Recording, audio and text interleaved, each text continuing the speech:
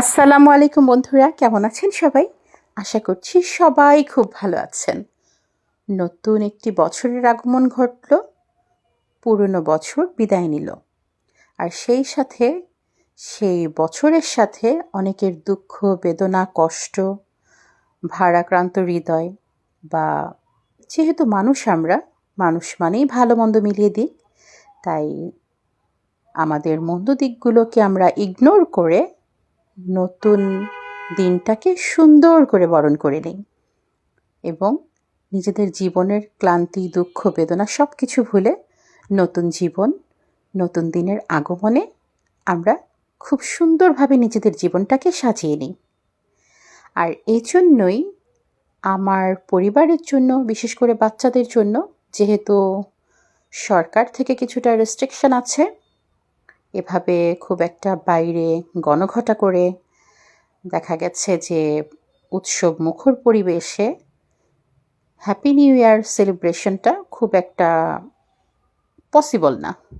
যদিও যখন সম্ভব হতো বাচ্চাদেরকে নিয়ে এই দিনটা সেলিব্রেট করতাম, বাচ্চাদের খুশির জন্য একটু সময় কাটাতাম, কিছু খাওয়া দাওয়া, কিছু ঘোরা। তাই এখন আর এটা হচ্ছে না।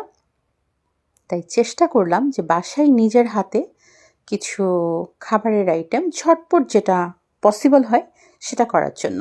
তাই বাচ্চাদের জন্য একটু নুডলস করে ফেললাম, সাথে কিছু চিকেন ভেজে ফেললাম এবং ফ্রেঞ্চ ফ্রাই করে দিলাম। বাচ্চারাও খুশি, ঝটপট আমার হয়ে গেল রান্না। এর মধ্যে তো 12টা 1 হলেই তাদের একটা উৎসব, বাচ্চাদের বিশেষ করে। তারা এই সময়টার জন্য রেডি এবং সাথে সাথে আমার রান্নাও রেডি।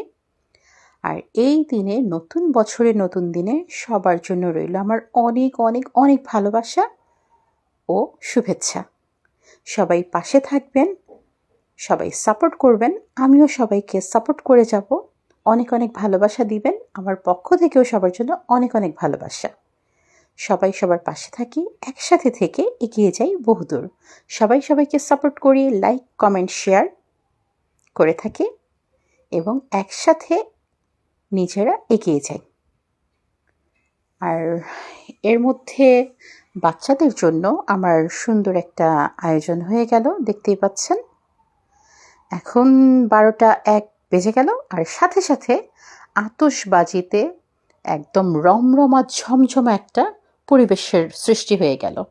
যেহেতু ঢাকায় বসবাস এবং ঢাকার মানুষজন খুব একটা বাইরেওভাবে যেতে পারছে না এতটা কড়াকড়ি নির্দেশনার মধ্যে, তাই যে যার অবস্থান থেকে, বাসায় থেকে, কেউ ছাদে, কেউ জানালা দিয়ে যতটুকু পারছে আতশবাজি ফুটিয়ে নতুন দিনটাকে উদযাপন করছে। আমার বাচ্চারাও ঠান্ডার মধ্যে ছাদে যেতে পারছে না, আমিও নিয়ে যাইনি, তাই তারা বারান্দা দিয়েই দৃশ্যগুলো দেখছে, উপভোগ করছে। খুব সুন্দর একটি দৃশ্য। সবাই ভালো থাকবেন, সুস্থ থাকবেন। আল্লাহ হাফেজ।